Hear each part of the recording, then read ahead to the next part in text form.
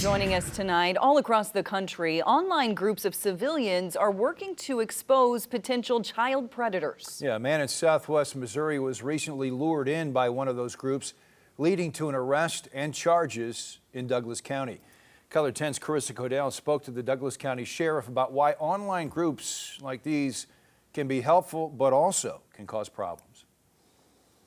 The Douglas County Sheriff tells me he has worked with a couple of these online groups where people pose as children to try to chat with and catch child predators, but there are a few concerns.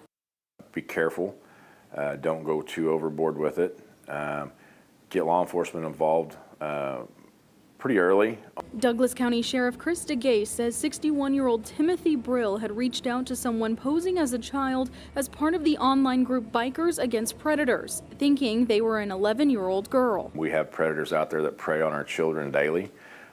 We are very proactive in trying to stop that. He says the work Bikers Against Predators did helped build this case. There's a lot of things that we wouldn't solve if it wasn't for the public's help, and obviously this is one of them. DeGay says citizens need the proper training to make sure the case will hold up in court. Even if it was an undercover officer working it, there's certain guidelines that we have to follow, and obviously the people that are doing this in the public need to follow the same guidelines. I wouldn't encourage everybody to do it at all, but I think if you have the right training and background, and maybe there's a law enforcement agency or program that is helping, maybe that's possible. Webster County Prosecutor Benjamin Bergstresser says he has 2 current active cases where information from private citizens pretending to be minors was then turned over to police.